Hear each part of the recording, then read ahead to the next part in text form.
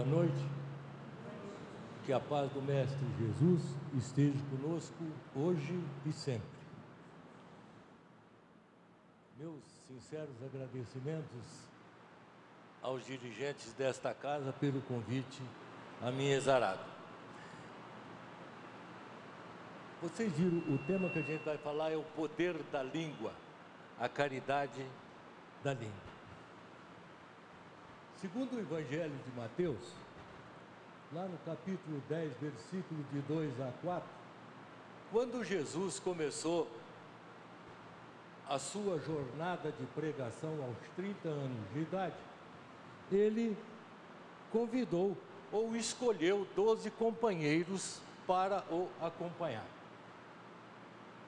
Na realidade, Jesus tinha, além desses 12, mais 70 discípulos. Mas os 12, só para a gente se recordar, o primeiro que ele chamou foi Simão, também chamado Pedro. E o seu irmão André. Obrigado.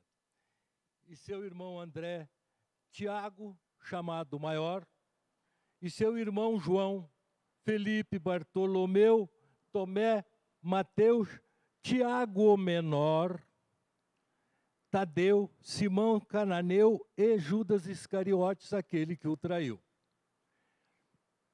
Depois do desencarne de Jesus, estes discípulos deixaram de ser discípulos e passaram a ser chamados de apóstolos, exceto Judas, que já tinha cometido o suicídio. Apóstolos em grego significa enviados, e aqueles se tornaram os enviados de Cristo e de Deus para serem os divulgadores da evangelização no mundo. Nós falamos em dois Tiago, o Tiago maior e o Tiago menor. O maior não é porque ele era de estatura maior, e sim porque ele era mais velho, e o Tiago menor porque era mais novo. Segundo os historiadores, esse Tiago menor, ele era filho de José e Maria. Consequentemente, Tiago menor era irmão de Jesus. Esse Tiago menor, ele escreveu cinco capítulos. Ele não escreveu muito, não, 5 capítulos. Cada um tratando de um assunto. 5 capítulos, e esses 5 capítulos renderam 108 versículos. Todos eles exortavam os cristãos a ter uma fé verdadeira e o amor ao Cristo. E uma destas cartas de Tiago ao menor, ele as remete às 12 tribos da dispersão de Israel, que chama o poder da língua, a caridade da língua. As 12 tribos de dispersão de Israel consta lá da Gênesis. Moisés, ele que nos conta que os filhos de Jacó era neto de Abraão e filho de Isaac. E ele diz que num contato com Deus, Deus mudou o seu nome de Jacó para Israel. Então Jacó, ele tinha 10 filhos, e mais 2 filhos que eram filhos de José, seu filho. E são 12. Essas 12 tribos foram, ele colocou para cada uma delas um quinhão dentro de Canaã, a terra prometida. Mas essas 12 tribos, se a gente for ver, ela existe até hoje. Essas 12 tribos, elas viviam em discórdia. Eles brigavam entre si. Eles viviam maldizendo uns aos outros.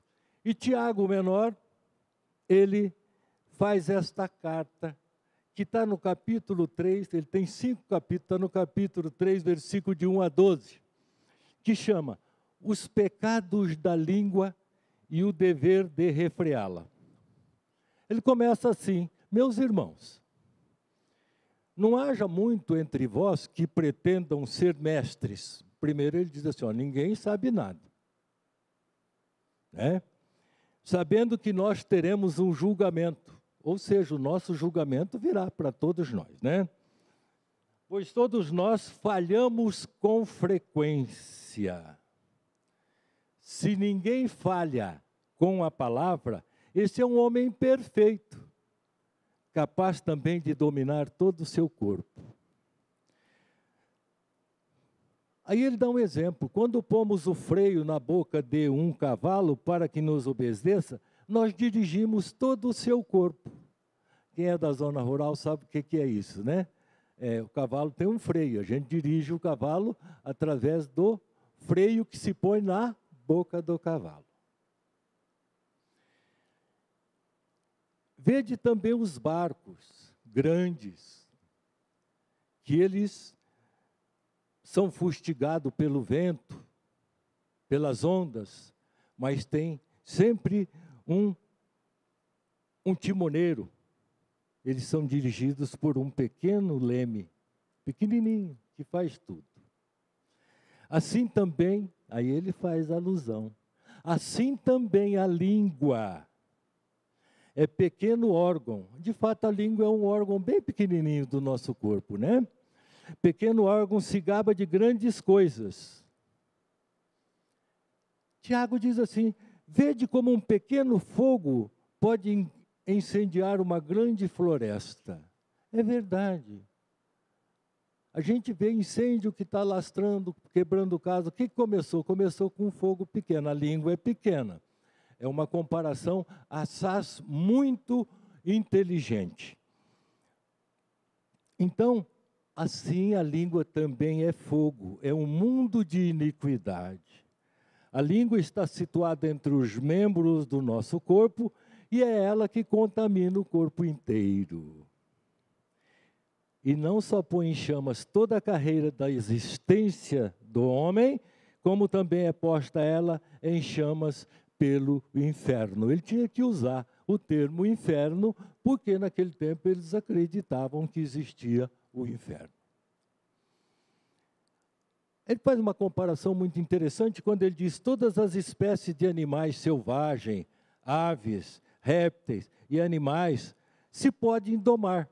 E isso tem sido domado pelo homem durante toda a existência. A língua, pelo contrário, ninguém a pode dominar. É um mal incontrolável carregado de veneno mortal. Com ela bendizemos quem é o Pai, com ela amaldiçoamos homens que são feitos à semelhança de Deus. De uma mesma forma, procedem a bênção e a maldição. Meus irmãos, não é conveniente que estas coisas sejam assim.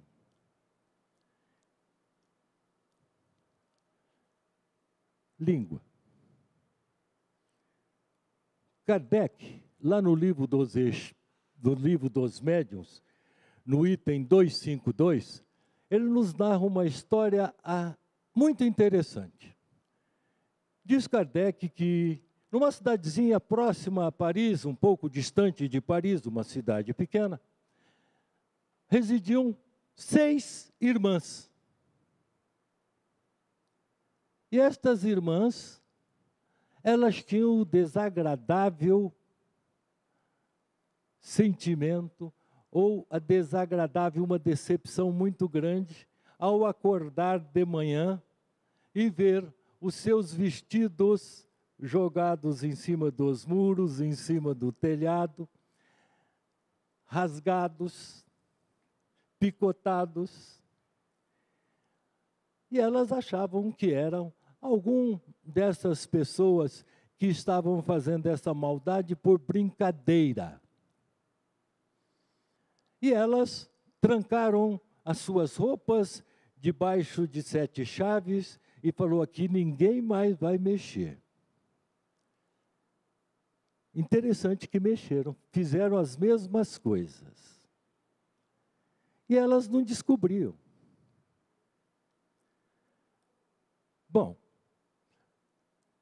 será que os espíritos maldosos, eles podem agir dessa forma?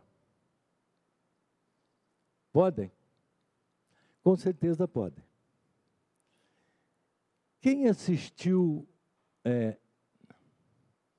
o filme Ghost, do Outro Lado da Vida? Vocês lembram que aquele espírito, que já era tarimbado, entre parênteses, e ele queria entrar dentro do vagão, não dava conta, ele queria chutar a tampinha, não dava conta, o outro falou assim, é com o pensamento. Ora, basta ter alguém que lhe dá um pouco de força, encarnado, para que o Espírito faça essas coisas. Quantas histórias a gente ouve abrir porta e fechar porta, chega lá, a porta está trancada. Não é? Ai, cai pedra em cima do telhado. Acontece. Eles têm a força da mente. Então, e elas ficaram, o que nós vamos fazer? Aí elas procuram Kardec. Elas ouvem falar do Espiritismo e procuram Kardec. Ao procurar Kardec, elas contam para ele, ele fala assim, bom, a causa eu tenho certeza. Agora, a solução do problema é mais difícil. Kardec, ele tinha o poder de a qualquer momento evocar os espíritos, e a espiritualidade o atendia, dado o trabalho que ele estava fazendo da codificação. Hoje não é assim. Hoje ele não pode falar, eu quero falar com a minha mãe. Não é assim. Kardec tinha esse atributo dado por Deus, por Jesus, que o coordenava através dos espíritos, para que ele pudesse ter conhecimento e passar para a gente o que ele fez dentro das obras da codificação. Assim sendo, Kardec evoca o espírito. Ele sabia que era um espírito. Ele evoca o espírito. Mas o espírito era muito malévolo. O espírito era muito ruim. O espírito era cheio de raiva, cheio de ódio. E ele não aceitava o diálogo com Kardec. Quem trabalha na mesa mediúnica sabe que a gente dialoga com os espíritos. Eu acho que ninguém doutrina ninguém, nós dialogamos com os espíritos. E Kardec foi dialogar com ele, não tinha diálogo. Aí, como não tinha diálogo, Kardec e sua equipe se recolheram em prece. A prece tem um poder enorme. E eles perceberam que a prece tinha o condom de fazer com que aquele espírito ele ficasse mais calmo. E eles despedem o espírito já bastante calmo. Durante algum tempo, já não se joga os vestidos mais, já não retalham os vestidos mais, não acontece mais nada. Mas, de repente, começa tudo de novo. Aí elas procuram Kardec novamente. Kardec, bom, diz, eu não posso, agora, não posso de jeito nenhum, chamar aquele espírito, evocar ele. Ele é um tanto quanto malévolo, ele não vai me responder nada. Então Kardec pede ajuda a um espírito superior. E este espírito superior atende Kardec. Kardec fala, por que está acontecendo? Aí o espírito superior diz assim, olha, estas senhoras, o melhor que elas têm que fazer é elas começar a orar. Orar, pedir a Deus, ter amor ao seu próximo.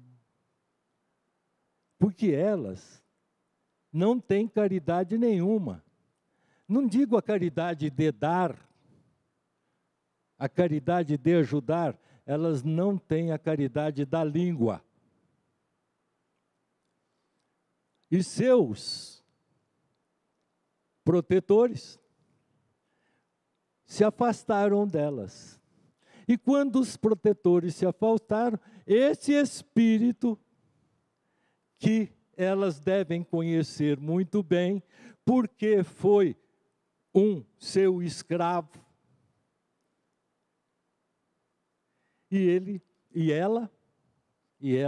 elas não têm sequer o mínimo de respeito por ninguém, principalmente uma delas,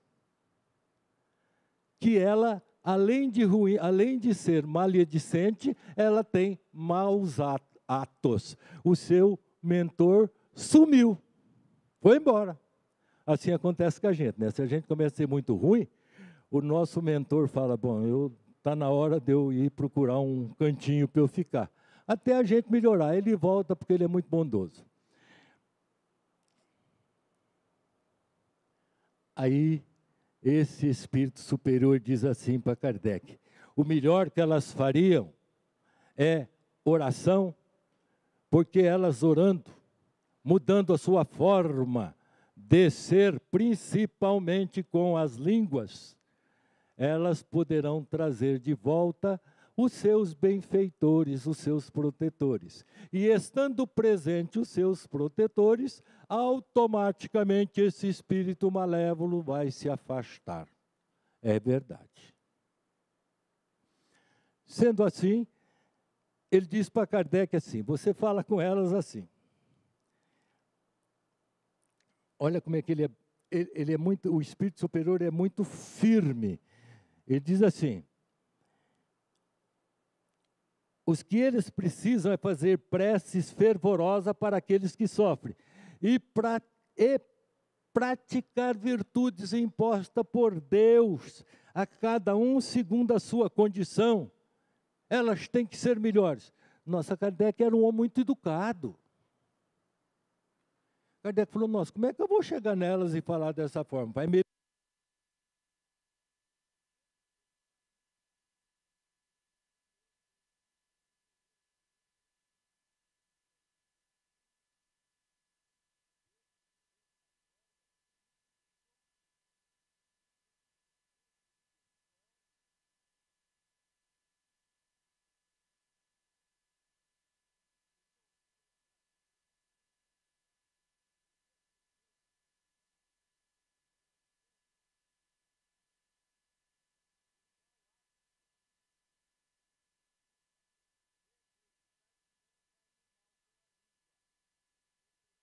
fazem é muito. Eis porque é preciso ferir o seu espírito, de modo que seja para elas uma advertência séria. Ou seja, quando nós estamos errando, os espíritos superiores deixam que aqueles espíritos malévolos venham atazanar a nossa vida. Porque nós é que procuramos. Ele diz assim, os bons espíritos têm, sem dúvida, o poder de afastar os maus, com certeza. Aí a gente fica pensando assim, por que será que estas irmãs, elas eram perseguidas por um espírito que o espírito superior disse que se elas pararem para pensar, elas vão saber quem é que é. Acontece que elas tinham um empregado, que elas tratavam ele como cachorro, muito mal, judiava dele, fazia só coisas ruins para ele. Quando ele desencarnou, ele aprendeu, igual aquele cidadão lá do Ghost, aprendeu tudo aquilo, ele aprendeu a fazer toda aquela maldade que ele fazia. Ele sabia que elas, qual a mulher que não gosta das suas roupas, dos seus vestidos? Todas. Então, o que mais machucava elas? Eles destruíram os vestidos dela.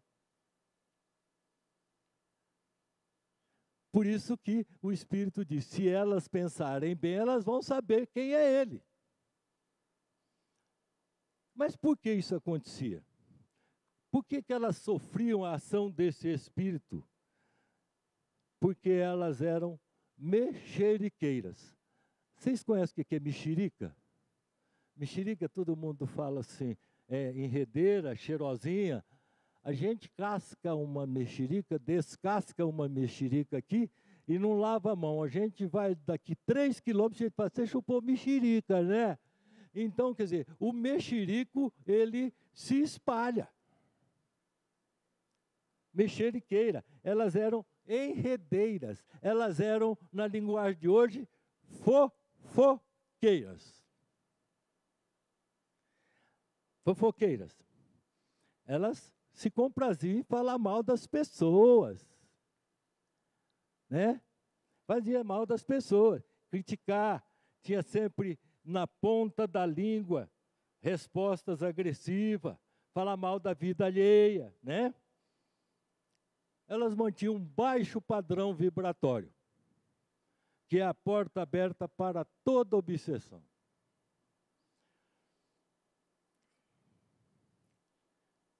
Aí tem uma vez me perguntaram assim, mas e se a gente faz só uma fofocazinha assim para matar o tempo? Fofocazinha para matar o tempo é aquela uma assim, você viu ela no casamento, o vestido dela, acho que ela alugou por R$10, porque era tão feio. Quer dizer, é uma fofocazinha sem maldade. O homem faz fofoca, a mulher faz fofoca sem maldade. Aí, fofoca, a gente aprende que fofoca nada mais é do que uma autoafirmação às avessas. Exemplo. Olha, ela borda que é uma coisa de louco. Borda. Borda nada, metade quem faz é uma comadre dela. Por que está denegrindo a imagem da outra? Quem borda bem sou eu, que ninguém ajuda. Primeiro precisa denegrir a imagem do outro para enaltecer as nossas imperfeições. Porque ninguém, mas ninguém mesmo, ninguém em sã consciência faz uma fofoca a não ser para autoafirmar-se. Ninguém. Fofocou é porque tem alguma coisa que aquela tem ou aquele tem e a gente não tem. Isso é fofoca. Não confundir fofoca com dar uma opinião. Acabou a palestra. Não gostei da palestra dele. Pronto, não tem nada. Muito bem. Ele podia ter colocado isso no tema. Muito certo. Não confundir fofoca com emitir uma opinião sem prejudicar e sem ofender o outro. Jesus já falou para a gente, né? Está lá em Mateus, capítulo 7, versículo de 1 a 5. Não julgueis para não ser julgados, porque vê tu um cisco no olho do teu vizinho quando tem uma trave que tampa o seu olho. A gente não pode falar mal de ninguém. Nós não temos que falar mal de ninguém. Eu vou contar uma historinha do poder da língua, que ilustra muito bem essas nossas pobres colocações. Por volta do ano de 2000 a.C., um mercador grego muito rico, ele então quer fazer um banquete com comidas especiais. Ele é um mercador e ele vai convidar todos aqueles que fazem parte da sua clientela. E ele chama seu escravo. Naquele tempo, escravo fazia tudo. E é normal. Era normal. Hoje, não. E ordena a ele que fosse até o mercado. Naquela época, o mercado é igual a gente vê quando assiste filme. É no meio da rua, animais, aves, frutas e etc. E fala assim para ele, você vai lá no mercado da praça e me compra a melhor iguaria que você encontrar. O escravo foi e voltou num fino prato coberto com fino tecido, disse, aqui está, meu senhor, a iguaria que me pediste. Ele tira o pano e vê, fala, língua. mas língua é uma iguaria. O seu escravo já tinha com ele alguma liberdade e diz assim, sem levantar a cabeça: a língua, Senhor, é um prato delicioso, meu amo. É com a língua que a gente pede água, é com a língua que a gente diz mamãe, é com a língua que a gente faz amizade, a língua a gente conhece pessoa, com a língua a gente distribui bens, com a língua a gente perdoa, com a língua a gente conquista, com a língua a gente reúne as pessoas, está aqui, com a língua a gente se comunica, com a língua a gente diz, meu Deus, me ajude, meu Deus. Com a língua a gente reza, com a língua a gente canta. Com a língua a gente fala histórias, conta história, guarda a memória do passado, faz negócios, diz até, eu te amo. O mercador não ficou muito convencido, achou que o seu escravo estava ali dando uma lição de moral, com certeza. Aí ele falou, eu vou testar a sabedoria dele. E disse para ele, agora eu quero que você volte ao mercado e me compre a pior das iguarias. E o seu escravo vai. E volta com um prato de prata, coberto por um véu, e mostra, aqui está a pior das iguarias. Ele levanta e fala, língua outra vez? Sim, Senhor. Língua. O escravo já mais altivo, porque ele estava demonstrando que ele era inteligente. É a língua que condena, é a língua que separa, é a língua que provoca intrigas, a língua que provoca ciúmes. É com ela que nós blasfemamos, com ela que nós xingamos. A língua expulsa, a língua isola, engana o irmão, responde para a mãe, xinga o pai. A língua provoca a guerra, declara a guerra. Com a língua também se dá a sentença de morte. Então, meu amo, nada há pior do que a língua e nada há melhor do que a língua. Depende do uso que a gente faz dela. Eu vou terminar lendo uma mensagem de Francisco Cândido Xavier, da obra Preces e Mensagens, pelo Espírito André Luiz, que chama A Língua. Não obstante pequena e leve, a língua é, indubitavelmente, um dos fatores determinantes no destino das criaturas. Ponderada, favorece o juízo. Leviana, descortina a imprudência. Alegre, espalha otimismo. Triste, semeia desânimo. Generosa, abre o caminho à elevação. Maledicente, cava despenhadeiros. Gentil, provoca reconhecimento. Atrevida, traz a perturbação.